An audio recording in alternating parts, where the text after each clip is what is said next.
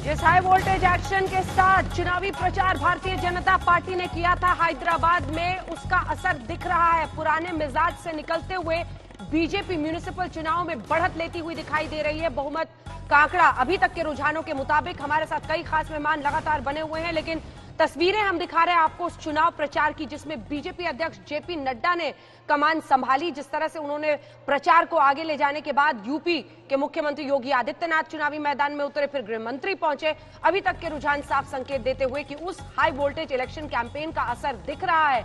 दक्षिण के लिए क्या ये बहुत बड़ा दरवाजा कर्नाटक के अलावा साबित होगा बीजेपी के लिए, इसी पर नजर है। और पश्चिम बंगाल की राजनीति क्या इससे प्रभावित होगी? जिस तरह से मुस्लिम बहुल ये हैदराबाद शहर माना जाता है, वहां पर अगर इस तरह की परिस्थिति बीजेपी पैदा कर पाती है तो ये बड़ी चुनौती आने वाले वक्त में। लेकिन तस्वीरें हम आपको दिखाते हुए शुरुआत कर रहे हैं। ये आंकड़े हैं, 83 पर बीजेपी आगे है और 38 पर, लगभग आधे पर टीआरएस का होना भी बहुत बड़ा संकेत है। सभी खास मेहमान हमारे साथ बने हुए हैं।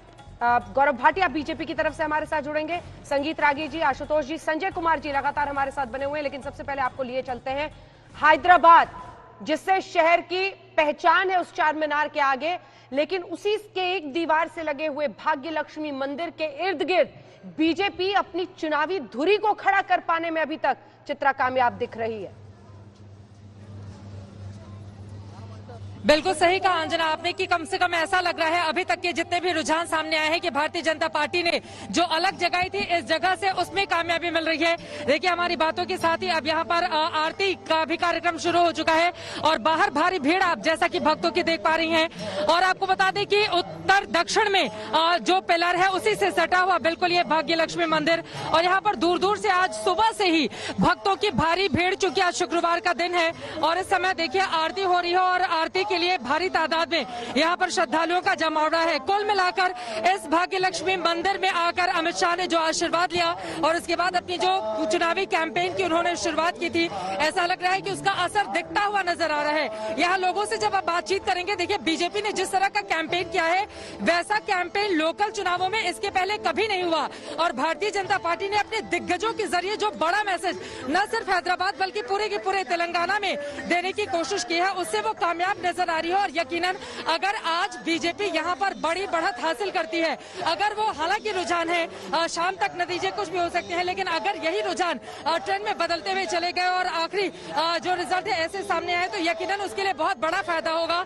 और 2023 में जो तेलंगाना का इलेक्शन होना है, न सिर्फ तेलंगाना के लिए बीजेपी यहाँ पर मजबूत हो जाएगी बल्कि इसके अलावा आंध्र प्रदेश और दक्षिण का दरवाजा भी, केरला का जिक्र यहाँ पर बीजेपी के नेता बार बार करते हुए नजर आ रहे हैं। देखिए अमित शाह से जब पूछा गया था, लगातार जब वो जीते हुए चले आ रहे थे तो उनसे पूछा गया कि क्या ये बीजेपी का स्वर्णकाल है, जितनी तेजी से बीजेपी जीत रही है, तो उन्होंने दो राज्यों का नाम दिया था, पहला पश्चिम बंगाल और दूसरा केरला।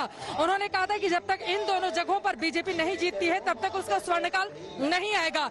और यकीनन अगर मुस्लिम बहुल इलाके में ध्रुवीकरण के जरिए ही भाग्य लक्ष्मी मंदिर के साथ ही जिस तरह बीजेपी अपने कैंपेन में आगे गई, अगर इसी के जरिए भाग्यनगर के नाम पर चुनाव वो लड़ती है और जीत हासिल करती है तो इसका पूरा असर बाकी हिस्सों में भी देखने को मिलेगा।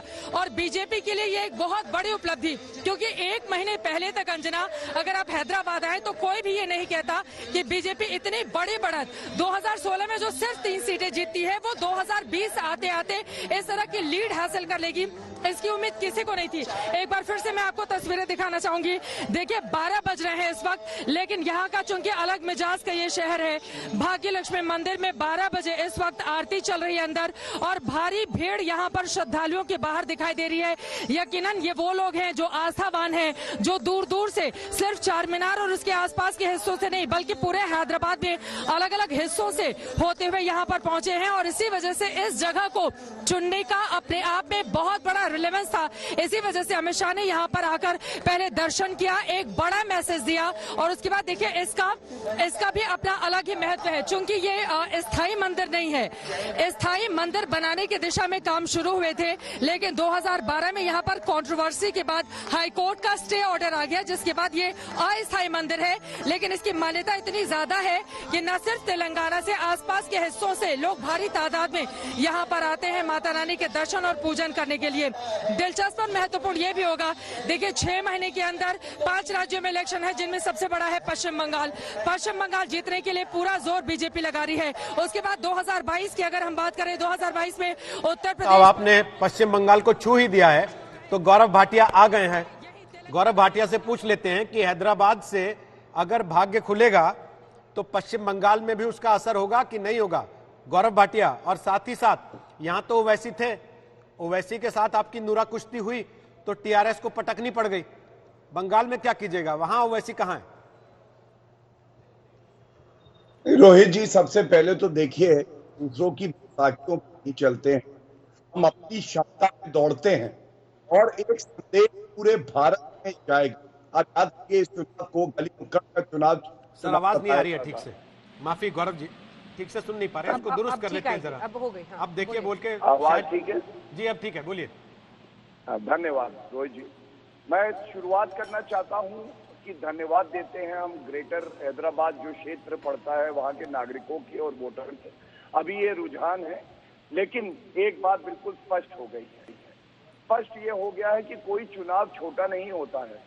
हमारी पार्टी के राष्ट्रीय अध्यक्ष नड्डा जी ने बहुत अच्छी बात कही थी कि हम वहां की जनता का विश्वास जीतने जा रहे हैं और कोई चुनाव गली नुक्कड़ का नहीं होता, जैसा वहां पार्टियां कह रही थी।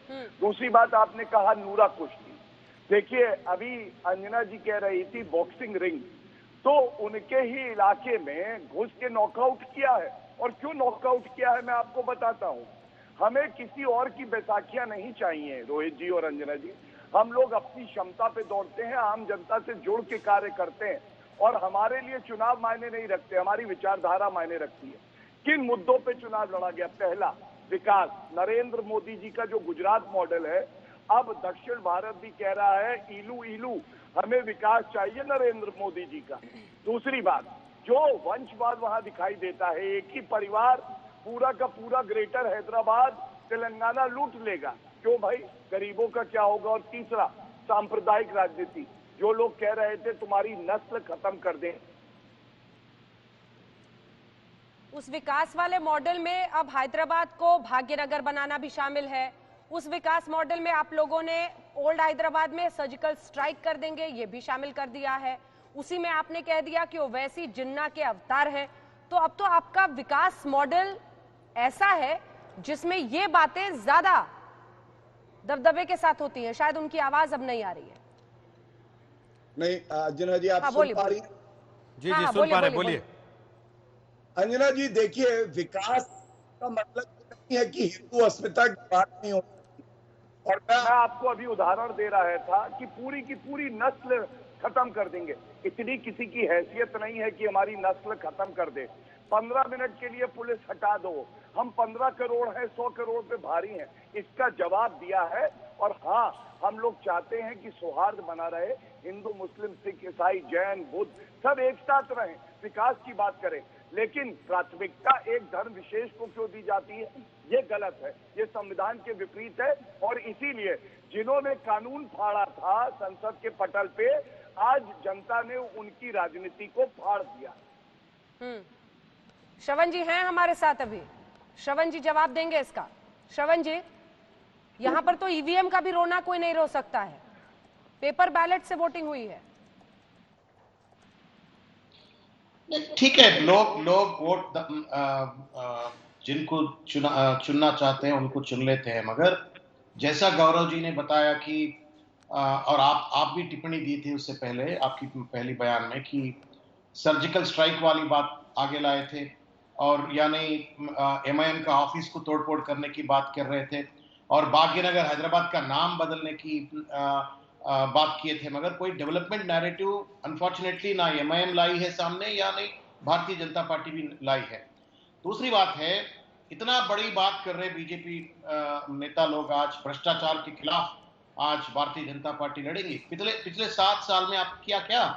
आप डिमोनेटाइजेशन के टाइम पे आप उनका मदद, टीआरएस का मदद लिए थे, जीएसटी के टाइम पे उनका मदद लिए थे, प्रेसिडेंट इलेक्शंस के टाइम पे उनका मदद लिए थे, वाइस प्रेसिडेंट इलेक्शंस के टाइम पे उनका मदद लिए थे, एंटी फार्मर बिल्स लाए जब भी उनका मदद लिए थे। और पिछले 7 साल में 1000 बार हम लोग जो है सो पूछे कि ईडी राइट्स होते हैं, सीबीआई राइट्स होते हैं, सिर्फ कर्नाटका में इधर उधर होते हैं, मगर टीआरएस के कोई नेता के घर पे नहीं हुआ आज तक। इसका मतलब है ये अंदरूनी रिश्ता था कल तक।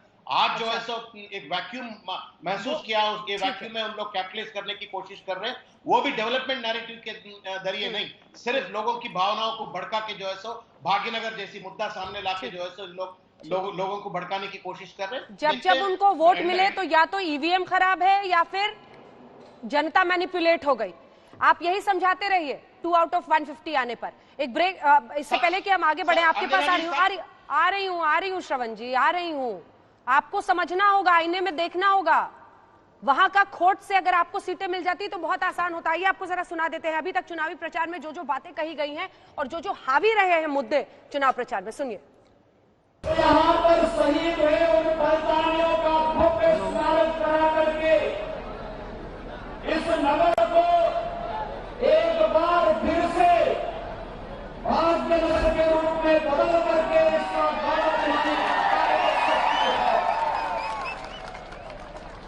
जो लोग आज भी निजामशाही के पदचिन्ह का अनुसरण करके यहाँ के नागरिकों का शोषण कर रहे हैं, यहाँ के विकास को बाधित कर रहे हैं, यहाँ पर भ्रष्टाचार फैला करके यहाँ के आम जन की भावनाओं को रोकने का कार्य कर रहे हैं। जो शख्स जिस शहर को निस्बत हैदर कर्रार से है, उस शहर के नाम को तब्दील करने की बात कर रहा है। इंशाअल्लाह ताला उनकी नस्लें खत्म हो जाएंगी, नाम तब्दील नहीं होगा इंशाअल्लाह ताला।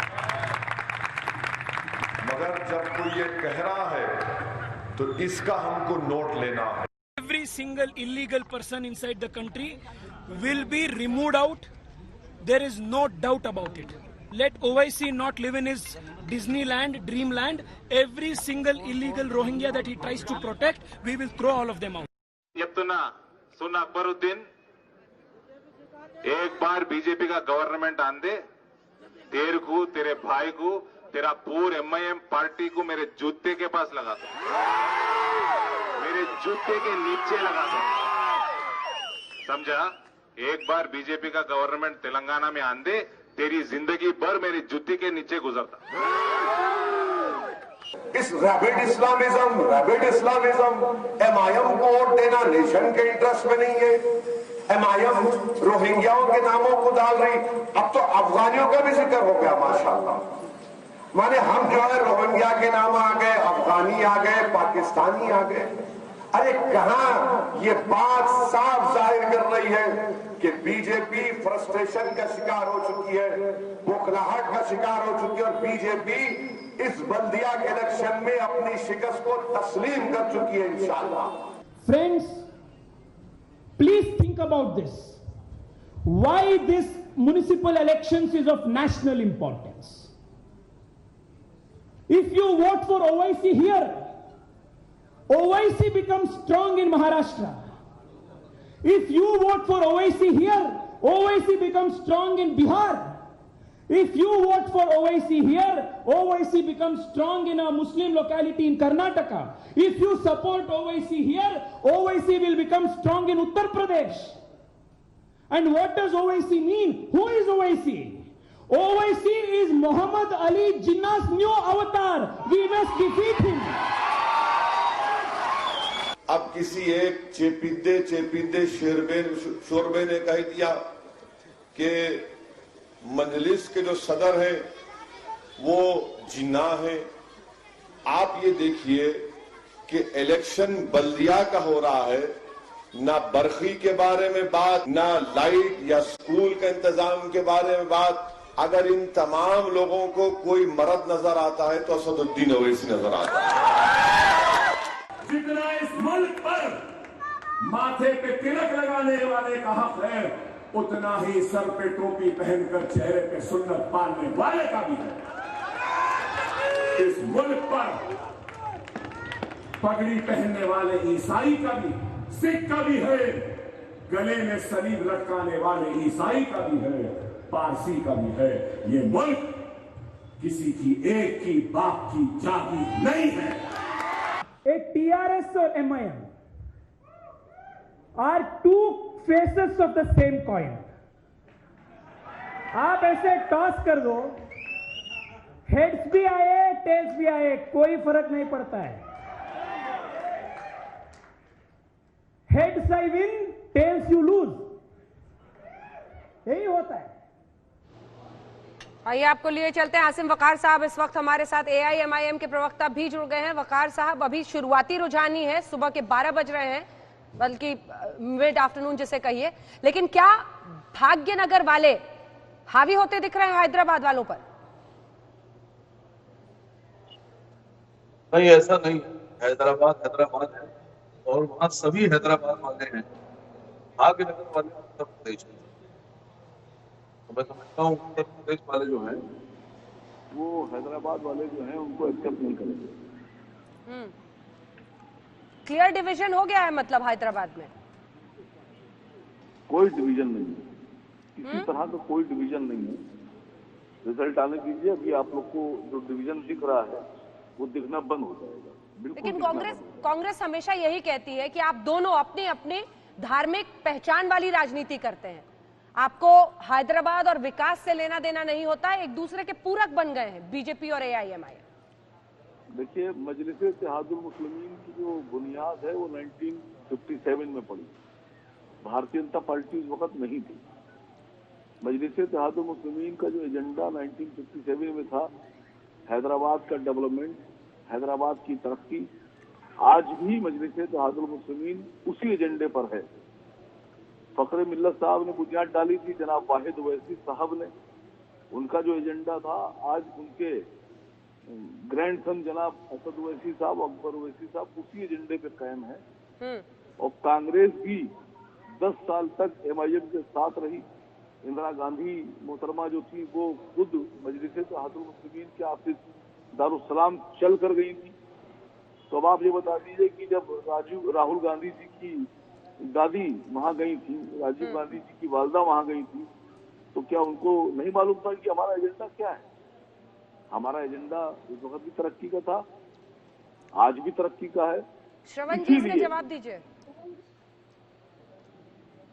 कांग्रेस पार्टी, ये सही बात है कि MIM के साथ UPA गठबंधन में उन लोग भी शामिल थे। इसका मतलब ये नहीं है कि आज जो मजहब के नाम पर जो लोगों को भड़काने वाली भाषण जो दे रहे थे, इनफैक्ट आपको भी याद दिलाना चाहता हूं कि जब किरण कुमार रेड्डी साहब ने यूनाइटेड आंध्र प्रदेश का मुख्यमंत्री था, आपने जो गौरव जी की बात किया था ना इससे पहले कि वो 15 मिनट पुलिस को हटाइए, हम जो करना करके बताएंगे बोल के, उसका खिलाफ में कड़ी सी कड़ी कार्रवाई जो करी है वो कांग्रेस पार्टी की हुकूमत ने की। बहुत असदुद्दीन ओवैसी साहब को और अकबरुद्दीन को दोनों अंदर डाल दिए थे, कांग्रेस पार्टी ने जेल भिजवाया था। मगर आज तक बीजेपी एक बार भी लोगों MIM के खिलाफ इतनी बड़ी बड़ी भाषण करते हैं मगर एक बार भी उनके खिलाफ से कार्रवाई किया नहीं है। हम पा रहे हैं कि जेल पहुंचवाया ओवैसी ब्रदर्स को। मैं जवाब देना चाह रहा था, इजाजत दे दीजिए जनाब। बोलिए बोलिए वकार साहब।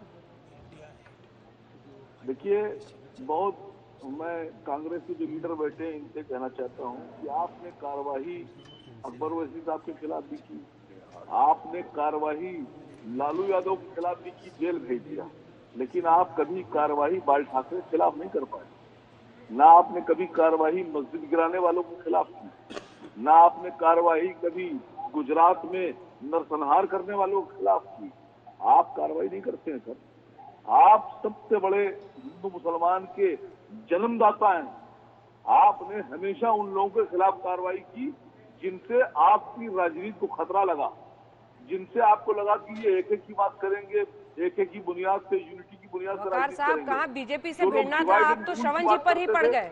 जो राजनीति में गंदगी करते थे वो आज भी जिंदा है, सलामत है। श्रवण जी वो कह रहे हैं आप ही जननी हैं ये मुस्लिम तुष्टीकरण, हिंदू तुष्टीकरण वाली राजनीति के। चलो भाई, आपने बाल ठाकरे में कितनी कार्रवाई साबित हो गया, अभी तो साबित हो गया MIM बीजेपी का अंदरूनी रिश्ता तो अभी साबित हो गया। जिस तरीके से MIM ने हमारे ऊपर अटैक कर रहे हैं उससे यह साबित होता है कि बीजेपी MIM अंदरूनी रिश्तेदार है। इसी वजह से कहीं भी जाओ बीजेपी जहां जहां जाती है उसके साथ में इन्हें भी जाता है, हॉटडॉग के जैसा। भाटिया जी बेचैन हो रहे हैं। भाटिया जी मेरा सवाल है, ऐसा तो नहीं कि सुबह आपने जो भाग्यनगर का नामकरण कर दिया, शाम को नतीजा फाइनल होते होते वो वापस हैदराबाद हो जाए? दिखाई दे रहा था, अब अच्छा लग रहा है, बताइए। भाटिया जी मैं ये पूछ रहा हूँ, सुबह से जो भाग्यनगर का नामकरण कर दिया था, ऐसा तो नहीं शाम होते होते वापस हैदराबाद हो जाएगा? क्योंकि ये बैलेट से वोटिंग हुई है और बैलेट काउंटिंग चल रही है। देखिए रोहित जी, हमें उम्मीद है कि हम सबसे बड़ी पार्टी भी बनेंगे और मेयर भी हमारा होगा, लेकिन नतीजे कुछ भी आए, एक बात बिल्कुल स्पष्ट कर दूं, हम ये नहीं कहेंगे कि धांधली हो गई बैलेट पेपर में और जैसे कांग्रेस कहती है ईवीएम खराब हो गई। देखिए बड़ी विनम्रता से कहेंगे, जब फल लगता है तो वो फलदार शाख लचकती है, झुकती है, और ऐसे ही भारतीय जनता पार्टी है, हम जनता का आभार जरूर व्यक्त करेंगे। लेकिन एक दो बातें मैं बता दूं, अभी कांग्रेस के प्रवक्ता कह रहे थे कि देखिए ये ABCD टीम है। अरे मैं कह रहा हूँ कांग्रेस कोई टीम ही नहीं है, इनकी तो बैसाखियां भी चली गई हैं, ये तो दौड़ भी नहीं पाते हैं। 2 सीटों की पार्टी, और इनका मैनिफेस्टो उठाइएगा, जब विधायिका के चुनाव हुए थे तो वहां सांप्रदायिक राजनीति करते हुए इन्होंने ऐलान किया था कि मस्जिदों में हम मुफ्त बिजली देंगे। क्यों हिंदुओं की बात क्यों नहीं करी, सिखों और ईसाइयों की क्यों नहीं करी? दूसरी बात, इससे पहले कि आप लोग एक करेक्शन में कर देना चाहती हूँ, एक करेक्शन कर देना चाहती हूँ, मेयर बनेगा नहीं, मेयर बनेगी। आगे से आप लोग मेयर बनेगी ही बोलिएगा, क्योंकि इस बार महिला को ही बनना है, रिजर्व्ड है ये मेयर की कुर्सी, एक महिला को ही जाएगी हैदराबाद में। तो ये करेक्शन कर लीजिएगा गौरव जी।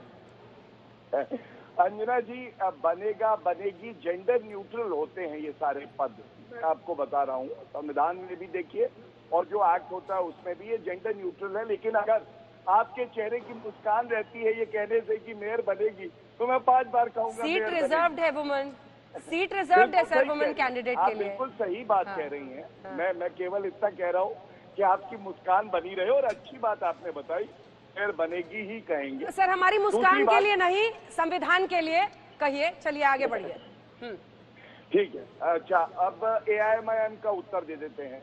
देखिए सांप्रदायिक राजनीति का प्रतीक किस तरह से जहर घोला जाता है, वही जहर इनको खत्म कर रहा है। इनके नाम में मैं बार बार कहता हूँ मुस्लिमीन है, हटाएं तब तो संविधान की बात करें। और दूसरी बात, आप याद करिए नोटबंदी में कहते थे कि ये ATM जो है मुसलमान इलाकों में नहीं है, जब शहीद हो जाते हैं जवान तो भाटिया जी रुझान बता दूं ताजा आपको, बहुत अच्छा नहीं लगेगा आपको। 67 बहुत बड़ा पर आ गई बीजेपी, घटकर TRS 53 पर हो गई बढ़कर, और AIMIM भी इतनी देर में बढ़कर 20 पर हो गई।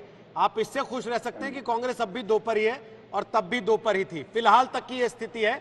और जिस तरीके से रुझान आ रहे हैं, देखिए TRS 54 हो गया, बीजेपी 65 हो गई और 64 हो गया बीजेपी इतनी देर में ही, जब मैं और आप बात कर रहे हैं। और मैं आपको ताजा रुझान की जानकारी दे रहा हूं। देखिए वकार साहब की मुस्कान बड़ी होती जा रही है गौरव जी, और आपके लिए चिंता की लकीरें हैं। 141 रुझान है, उसमें 64 पर बीजेपी को बढ़त, 56 पर TRS, अब 63 बीजेपी और 56 TRS हो गया। AIMIM 20 पर है। गौरव जी अब बोलिए। धन्यवाद। देखिए रोहित जी, मैं समझता हूँ बहुत अच्छा हुआ कि आपने ये प्रश्न इन रुझानों से पहले पूछा था मुझसे। मैंने कहा था जनता जो फैसला करेगी हमारे सर आंखों पर, हम लोग कोई ऐसा जो है बात नहीं कहेंगे जिससे कि EVM खराब है, बैलेट में ये हो गया, दाखिल हो गई। दूसरी बात, मैं इतना ही कहूंगा ये विचारधाराओं की लड़ाई है। हमारी 4 सीटें थी, 63 पे पहुंचे, ये भी एक बहुत बड़ी जीत है। और हमें उम्मीद है इससे ज्यादा सीटें अभी हमारी हो जाएंगी जब परिणाम आएंगे। लेकिन एक बात स्पष्ट हो गई है कि TRS जिसकी सीटें कम हुई है, AIMIM इनकी सांप्रदायिक राजनीति, वंशवाद की राजनीति को जनता ने नकार दिया है, और ये लड़ाई जारी रहेगी। ये जो ये नतीजा नहीं है, ये द्वार रुझान है, याद भूल रहा है। अभी भी ये रुझान ही है, ये नतीजा नहीं है। नतीजा शाम तक आएगा। आशुतोष, नतीजा यही आए या नतीजा पलट के फिर वैसा ही आए जैसा कि पिछली बार था, उसमें बीजेपी को थोड़ी बढ़त मिल जाए, AIMIM या TRS को थोड़ा घटा नुकसान हो जाए उसका, क्या इस पूरी राजनीतिक बिसात से असल में बंगाल के लिए तैयारी नहीं की गई है? देखिए ये कुछ मैसेजिंग वहां के लिए नहीं हुई है कि यहां से?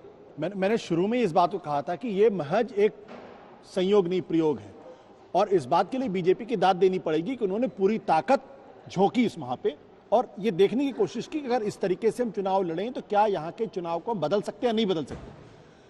अभी जो फिगर्स आपके स्क्रीन पे दिखाई पड़ रही है, अगर ये फिगर स्टेबल कर जाते हैं, कंसोलिडेट हो जाते हैं, तो निश्चित तौर पर वो अपनी तरकीब में, अपने प्रयोग में कामयाब है।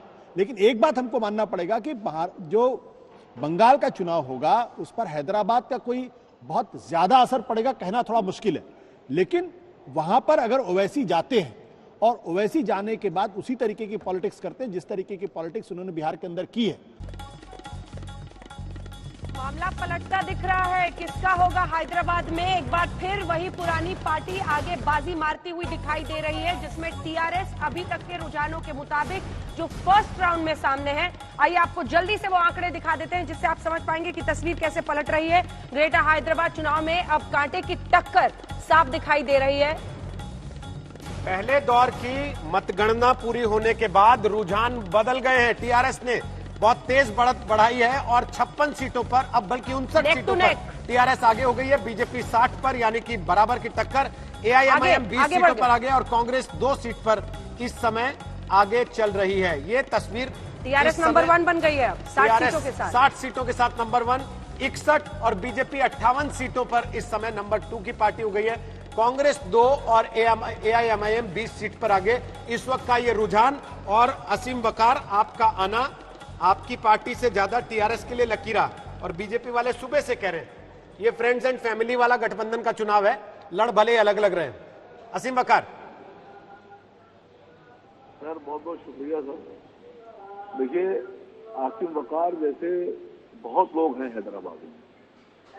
मैं समझता हूं कि भारतीय जनता पार्टी को ये समझना चाहिए था कि हैदराबाद में टीआरएस ने और एमआईएम ने जो काम किया है जनता उसको नकार नहीं सकती है। अभी जब हैदराबाद में सैलाब आया, बारिश हुई थी, तो उसमें सिर्फ और सिर्फ अगर कोई लोग दिख रहे थे सड़कों पर तो वो नंबर 1 पर एमआईएम के लोग दिख रहे थे, नंबर 2 पर टीआरएस वाले दिख रहे थे, कांग्रेस कहीं नहीं थी, बीजेपी के लोग कहीं नहीं थे। लेकिन अगर उसके बाद भी भारतीय जनता पार्टी को थोड़ा वोट परसेंटेज बढ़ रहा है तो हैदराबाद के लोगों का, मैं समझता हूँ भारतीय जनता पार्टी क्यों वोट दिया है मुझे नहीं पता, लेकिन जो लोग काम नहीं कर सकते हैं उनको अगर वोट दिया जा रहा है तो ये मैसेज गलत जा रहा है। चलिए आपके पास वापस आए, गौरव भाटिया के पास भी चलेंगे। उसके पहले टीआरएस की नेता के कविता, उनसे आज तक ने बात की है, वो क्या कह रही है, सुनते हैं। मैम, काफी गहमा गहमी का, काफी हीटेड था चुनाव प्रचार, उसके बाद से अभी आज वोटिंग काउंटिंग का दिन है, क्या एक्सपेक्टेशन है आपके? जी, हमारे तो पहले से जो कहना था कि single largest party TRS party होगी, जरूर वही निकल के आएगा। सारे एग्जिट पोल भी यही बताते हैं, हमारे कार्यकर्ता जो उन्होंने ग्राउंड में काम किया है उनसे फीडबैक भी जो मिल रहा है यही मिल रहा है। तो जाहिर है आज इलेक्शन, आज रिजल्ट का दिन है, अच्छा दिन टीआरएस के लिए होगा मुझे लगता है, क्योंकि जिस तरीके से काम टीआरएस पार्टी ने किया है पिछले 4-5 सालों में, उसने लोगों ने उसको देखा है। सो इलेक्शन के टाइम पे, कैंपेन के टाइम में 1000 बातें कही जाती है, लेकिन काम ज्यादा लोग देखते हैं। और आज लोग मुझे लगता है डेवलपमेंट के बारे में बात ज्यादा करना चाहते हैं। बीजेपी ने तो डेवलपमेंट के बारे में एक भी बात नहीं बोला, बीजेपी ने कभी भी ये नहीं बोला कि हैदराबाद के बारे में वो क्या करेंगे, पर टीआरएस को लोग जानते हैं, टीआरएस तो हमेशा ही हैदराबाद के बारे में सोचती है, तो इसीलिए लोग टीआरएस के साथ खड़े, ऐसा मेरा मानना है। बीजेपी के बड़े बड़े नेता आए मैम, भाग्यनगर की बात हुई, जिन्ना की बात हुई, पाकिस्तान की बात हुई, आपको लगता है उसका कोई असर वोटर्स पे नहीं पड़ेगा? देखिए, नाम बदल से कुछ नहीं होगा, तरीका बदलना होगा, काम करने का ढंग बदलना होगा, काम करने के जो प्रायोरिटीज है उसको बदलने होंगे। और टीआरएस पार्टी तो ये सब बदल चुका है ऑलरेडी और काम अच्छे तरीके से कर रही है। तो लोगों को ये जो आर्ग्यूमेंट बीजेपी ने बताया, मुझे लगता है वो समझ में नहीं आया। मेरा पूरा मानना है चंद घंटे हमें इंतजार कर लेना चाहिए, पर मुझे लगता है फिर भी TRS will emerge as a largest party in this election. इस इलेक्शन के बाद हम मान सकते हैं, पार्टी चीफ और चीफ मिनिस्टर साहब ने बोला था कि वो एक ऑल अपोजिशन की मीटिंग करेंगे, तो ये इलेक्शन का रिजल्ट फेवरेबल अगर आप लोगों के लिए होता तो उस दिशा में और ज्यादा आप लोग एफर्ट के साथ बढ़ेंगे? जी, मुख्यमंत्री जी ने कहा है तो वो बाद में ही अगेन से what he has in his mind. Party decide करेगी क्या करना है क्या नहीं करना है, लेकिन आज पूरे ही देश में एक तो माहौल ऐसा है कि इन सारी चीज़ों पर डिस्कशन होना चाहिए। जो फार्मर्स की एजिटेशन अभी दिल्ली में चल रही है, इसके बारे में बात होनी चाहिए, एग्रीकल्चर बिल्स के बारे में बात होनी चाहिए, नेशन के डेवलपमेंट के बारे में बात होनी चाहिए। जितने बड़े बड़े प्रोमिसेस बीजेपी ने किए थे नेशनल लेवल पे, जो वापस कभी उन्होंने उसके ऊपर डिलीवर नहीं किया, इन सारी बातों में भी चर्चा होनी चाहिए। ऐसे सिर्फ टीआरएस पार्टी को ही नहीं, सभी को लगता है। तो मुझे लगता है कहीं ना कहीं एक ऐसा माहौल बनेगा, आएगा, और जब हमारी पार्टी की तरफ से डिसीजन लिया जाएगा तब बताया जाएगा। तो 27 सीट पर एआईएमआईएम को बढ़त हो गई है, 49 पर बीजेपी की बढ़त रह गई है और टीआरएस अब सबसे बड़ी पार्टी के तौर पर 63 सीटों की बढ़त के साथ रेस में सबसे आगे निकल आई है। कांग्रेस के खाते में 1 सीट और आई है। कांग्रेस 3 सीटों पर इस समय आगे चल रही है। वकार साहब, जैसा मैं कह रहा था, आप लकी साबित हो रहे हैं टीआरएस के लिए भी और अब अपनी पार्टी के लिए भी। 27 सीट पर बढ़त हो गई है एआईएमआईएम की और 64 पर टीआरएस। सर, ऐसा कहने के लिए बहुत शुक्रिया आपका, लेकिन मेरे लक्ष्य कुछ नहीं होना चाहिए। वहां जो जमीन पर मजलिस इत्तेहादुल मुस्लिमीन ने काम किया है, असद साहब और अकबर साहब ने जो हैदराबाद से मोहब्बत उनको है, वो जो काम करते हैं, और जो टीआरएस ने काम किया है, ये उसका नतीजा है सर। सवाल तो 51 सीटों की मोहब्बत पर है सर। सवाल तो 150 में से 51 सीटों की मोहब्बत पर है। देखिए सर, देखिए मैडम, ये बात सच है कि हम 51 सीट लड़े, लेकिन आप इस बात से इनकार नहीं कर सकती कि हमारा एम चुनाव लड़ना नहीं है। हमारा एम है जीतना और बीजेपी को हराना। अगर हमारा एम अपने हित में होता तो हम 150 लड़ते, कोई जीते कोई हारे हमसे मतलब नहीं। और मुस्लिम बहुल सीटों पर बाजी आजमाना। साथ इस बात का ध्यान भी रखते हैं कि हमारी वजह से कहीं एक सीट भी बीजेपी ना जीत जाए। और पूरे हिंदुस्तान में हमने मिसाल पेश की है। बिहार में भी आप अगर रिजल्ट उठा के देखिएगा तो हमारी कोई सीट ऐसी नहीं है जिसको ये कहा जाए कि हमारी वजह से हार गई।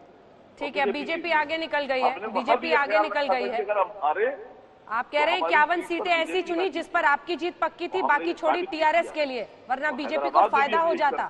गौरव भाटिया जी, गौरव भाटिया जी, ठीक है सर, आ रही हूँ। गौरव भाटिया जी, 56 बनाम 63, अब बीजेपी फिर से आगे निकली है। जी, बीजेपी फिर से आगे निकली है 63 पर। लेकिन जो शुरुआती रुझान हमने पहले देखे थे, अब मामला थोड़ा सा पलट रहा है।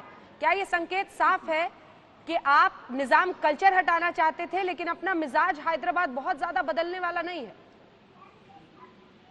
देखिए अंजना जी, आप तो बहुत ही परिपक्व और एक्सपीरियंस्ड पत्रकार हैं और आप खुद देख रही हैं कैसे अभी भी रुझान बदल रहे हैं। लेकिन इससे कोई इनकार नहीं कर सकता है कि इस चुनाव को बड़ी गंभीरता से भारतीय जनता पार्टी ने लड़ा।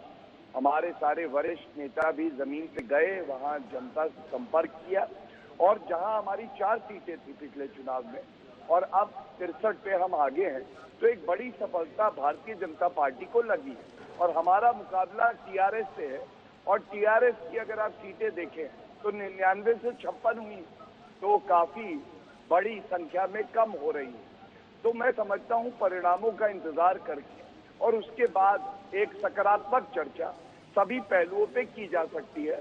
अभी ये बिल्कुल साफ हो गया है कि भारतीय जनता पार्टी ने ग्रेटर हैदराबाद में अपनी जगह बना ली है और वहां की जनता चाहती है कि विकास वहां पहुंचे और भारतीय जनता पार्टी एक बड़ी पार्टी बनके वहां उभर रही है। ठीक है, आशीष के पास एक बार चलते हैं। हमारे सहयोगी इस वक्त काउंटिंग सेंटर से हमारे साथ जुड़ रहे हैं। आशीष, एक बार नजारा दिखाइए, और आज कब तक नतीजे सामने आने के हम रखें उम्मीद? आशीष। अंजना, मैं अपने कैमरा पर्सन को बोलूंगा कि वो पैन करके दिखाएं। ये हम कारवान असेंबली कॉन्स्टिट्यूएंसी है, इसके यहाँ पर एमआईएम के सिटिंग एमएलए हैं। इस काउंटिंग सेंटर पे एलबी स्टेडियम का ये काउंटिंग सेंटर है, और अगर हम नतीजों की बात करें तो 12:30 12:30 के जो लीड के नतीजे हैं, रुझान हैं, उसके हिसाब से टीआरएस 52 सीट्स पे है, बीजेपी 20 सीटों पे आगे चल रही है, और असदुद्दीन ओवैसी की पार्टी एमआईएम 23 सीटों के पर आगे चल रही है। ये 12:30 बजे के रुझान है।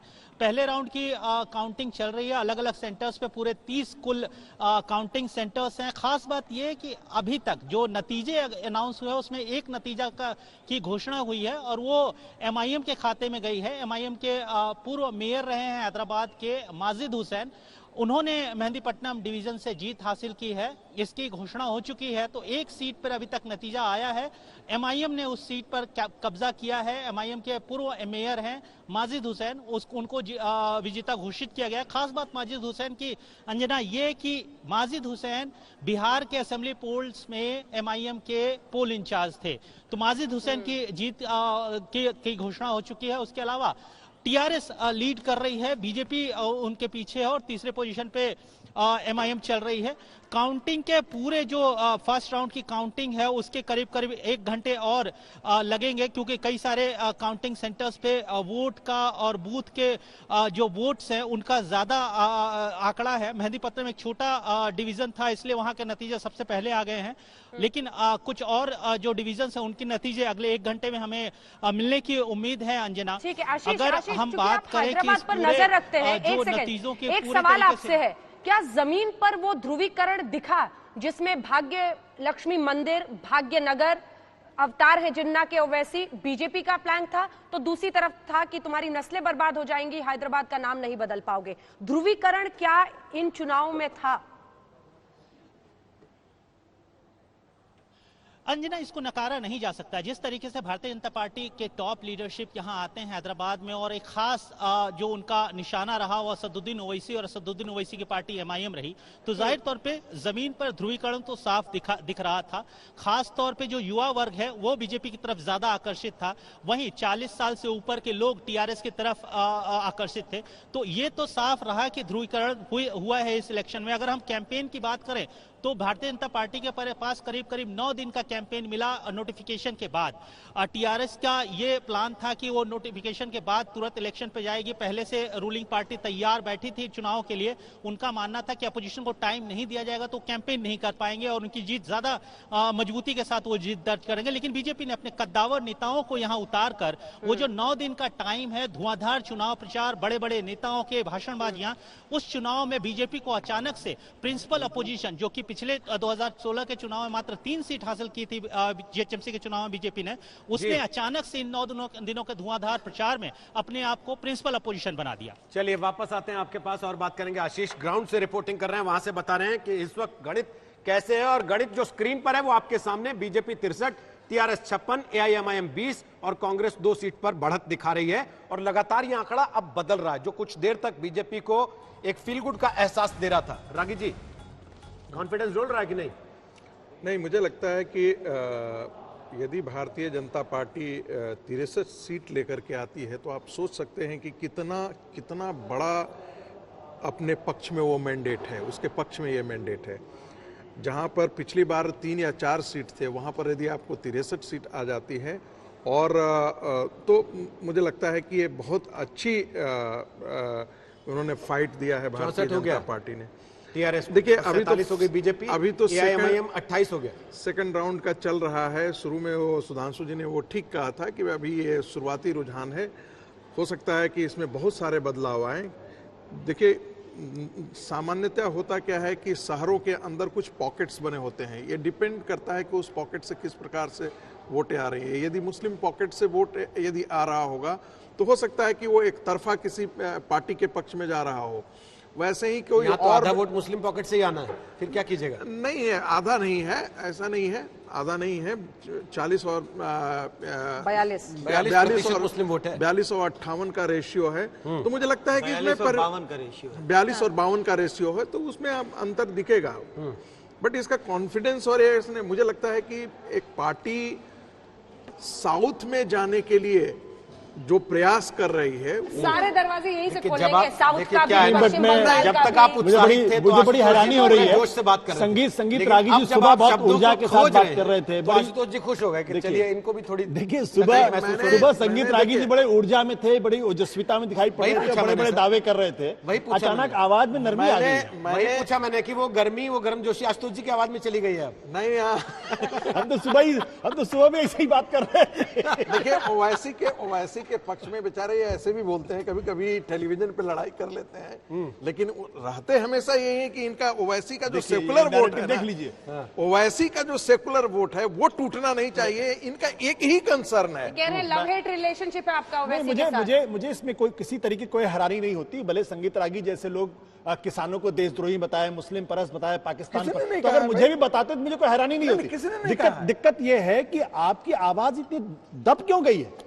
निष्पक्ष आकलन आपका होना चाहिए, ईमानदारी से देखना चाहिए चीजों को, और मैं बड़ी ईमानदारी के साथ कहना चाहता हूं, मैं निष्पक्ष नहीं हूं। अगर अभी भी बीजेपी, मैं निष्पक्ष नहीं हूं, ईमानदार पार्टी में रह के मैं भारतीय बार-बार ईमानदार कहने से लोगों को लगने लगता है ईमानदारी। मैं भारतीय राष्ट्रवाद के पक्ष में हूं। अच्छा ठीक है सर, ये भारतीय राष्ट्रवाद के पक्ष में है और हम लोग जो है वो किसी और राष्ट्रवाद के पक्ष में। ये जो नैरेटिव है ना, आपसे कहा तो जिन्ना के पक्ष में है, क्योंकि ओवैसी जिन्ना है। और मैं आपको बताऊं रोहित, बड़ी इंटरेस्टिंग बात यह है कि 2004 तक भारतीय जनता पार्टी और जनसंघ को जो सबसे ज्यादा फंड देते थे वो जिन्ना के पोते नुस्ली वाडिया दिया करते थे। बीजेपी ये भूल जाती इस बात को, और इसके बाकायदा डॉक्यूमेंटेड प्रूफ है। भाटिया साहब, इसीलिए जिन्ना हाउस कभी बॉम्बे से हटाने की बात बीजेपी ने कभी नहीं की। जिन्ना हाउस हटाने की बात बोलिए गौरव जी। और विजय राजे सिंधिया वो फंड लेकर आती थी, नानाजी देशमुख फंड लेकर आते थे। सुन लेते, लेकिन पता नहीं तब शायद दूसरी पार्टी से इनका रिश्ता। ठीक है गौरव जी, जवाब दीजिए।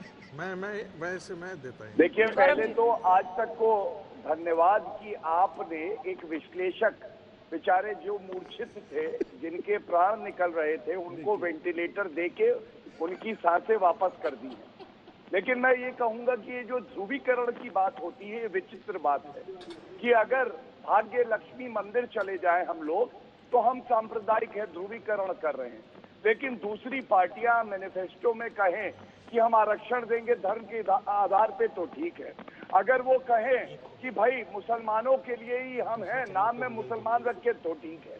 हमें समझना होगा, हिंदू धर्म के जो अनुयायी हैं, इन लोगों का भी उतना ही हक है मंदिर जाने का, अपनी बात करने का, जब तक वो दूसरे धर्म के लोगों की भावनाओं को आहत ना करे। और बार बार ये बात आती है कि मुसलमान एक हो जाएंगे, वोट करेंगे।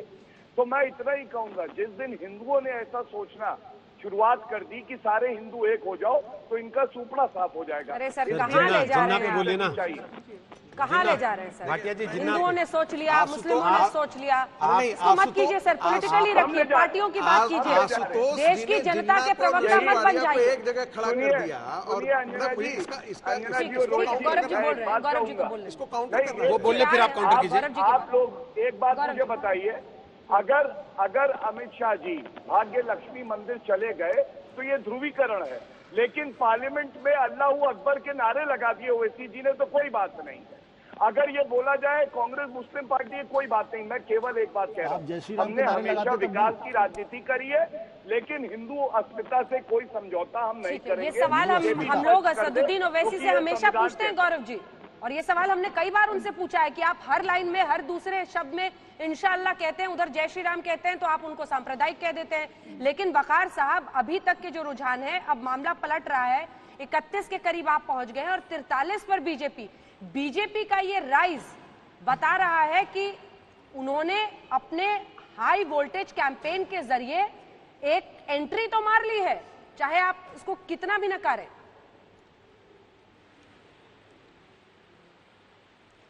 नंबर 2 की पोजीशन से आपको खिसका दिया।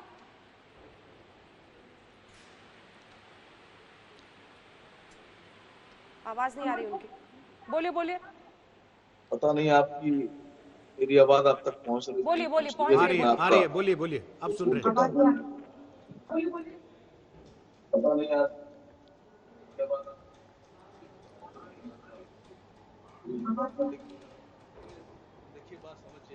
सर थोड़ा टीवी की आवाज आपको बंद करनी पड़ेगी वकार साहब, दिक्कत इसलिए हो रही है, आप टीवी से सुन रहे हैं शायद, तो उसकी वजह से चला आ रहा है, सुन नहीं पा रहे ठीक से आपको।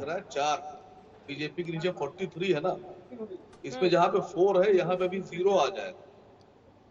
जो 4 है ना, वो 43 दिख रहा है मुझे। अभी जहाँ 4 है, इसकी जगह 0 लग जाएगा। शाम तक देखिएगा अभी आप,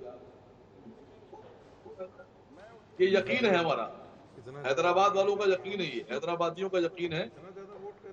कि पूरी कोशिश करके आप लोग खूब खुशी दे दी, आपने साथ मिठाइयां बंटवा दी, आपने खूब नगाड़े फुल ताशे बजवा दिए। अभी ये जब 4 की जगह 0 आ जाएगा, उसके बाद फिर आप बीजेपी कार्यालय जाइएगा और गौरव भाटिया जी पूछिएगा कि क्या हुआ, तो मैं समझता हूँ गौरव भाटिया जी उस वक्त इनके एक्सप्रेशंस भी चेंज हो जाएंगे, जबान भी चेंज हो जाएगी, डायलॉग भी बदल जाएंगे। ये कुछ होना नहीं है। जनता जाग गई है, जनता जानती है उसके लिए अच्छा कौन कर रहा है, खराब कौन कर रहा है। जनता को पता है कि उसे क्या चाहिए। बोले गौरव, आने दीजिए पूरा भाटिया जवाब दे रहे हैं आपकी बात। एनालाइज कीजिएगा कि क्या दिखाया, क्या खोया, क्या पाया। गौरव भाटिया जवाब दे रहे हैं आपकी बात। बोले गौरव जी। देखिए, हमारे चेहरे की मुस्कान की बात करी, हमारे चेहरे की मुस्कान जनता के आशीर्वाद से है, उन्हीं से हमारी अस्मिता है, उन्हीं से हमारा अस्तित्व है। और अभी आपका इतना कद नहीं हुआ कि आप हमारे चेहरे की मुस्कान छीन सके। और भारतीय जनता पार्टी के लिए कहा जाता है, अकेले ही चला था जानिबे मंजिल, लोग आते गए, कारवां बनता गया। और ये जो पार्टियां हैं AIMIM और TRS, इनके लिए इतना ही कहूंगा, इनके पैरों के नीचे जमीन नहीं है, फिर भी इन्हें यकीन नहीं है। खासकर AIMIM के लिए अभी भी आंकड़े देख लीजिए, हमारी 93 सीटें हैं, शाम को दोबारा मिलेंगे। जब आपकी मुस्कुराहट बरकरार रहे, यही दुआ करूंगा। आपकी गिनती का है, मैं कभी आप चौकीदार से लौटते फिरते हैं, आपका वीडियो दिखता है। अरे चलिए, व्यक्तिगत छोटी टिप्पणियां मत करिए, छोटी पार्टी के प्रवक्ता है, छोटी टिप्पणियां मत करिए। व्यक्तिगत गणपति बप्पा मौर्य बोला था, कभी अब आपके मुंह से कुछ निकल गया गलत, ऐसा ना हो कि आपका भी पत्ता कट गया। अभी अगर आपके मुंह से कुछ गलत निकलेगा, वो वारिस पठान आते थे, वो गायब है। व्यक्तिगत टिप्पणियां नहीं करिए। लेकिन ये बात तो सच है ना वकार साहब, एक बार गणपति बप्पा मौर्य बोलने का ऐसी सजा मिली है कि वारिस पठान साहब अब टीवी पे दिखते ही नहीं, आप लोगों ने हटा ही दिया उनको। याद करते हैं वारिस जी कहाँ है वारिस जी? ऐसे ही सैयद वकार का भी हाल होगा, झटके से हटा दिए जाएंगे, झटके से। देखिए मैं बताऊँ, मुस्कुराइए शाम को पूरा। देखिए मैं बताऊँ, बताइए वारिस पठान। सुनिए, एक बार अगर गौरव भाटिया ला इलाहा इल्लल्लाह मोहम्मद रसूलुल्लाह नारे तकबीर अल्लाह अकबर बोले चैनल पर, मैं पलट कर इनकी धर्म की बात जोड़ रहा हूँ। संविधान के बारे में पढ़िए थोड़ा सा, संविधान श्रवण जी दोनों लगता है आपकी बात साबित ही कर देंगे, करिए आपकी इन शिकायतों को सही कर देंगे। श्रवण जी एक बार गौरव भाटिया जी ला इलाहा इल्लल्लाह मोहम्मद रसूलुल्लाह और नारे तकबीर अल्लाह अकबर बोल दे, चलिए जो कहेंगे मैं बोल दूंगा। बोलिए। अल्लाह से ऊपर और नीचे कहीं नहीं, बस वहीं टिक जाते हैं, इनका वहीं पे पूरा का पूरा जोर रहता है। आपके चैनल पे भी एक बार बोलिए। श्रवण जी का कुछ नहीं बदल रहा, तब भी मायूस थे, अब भी मायूस। देखिए मैं भी चलिए निकलते हैं इस बहस से।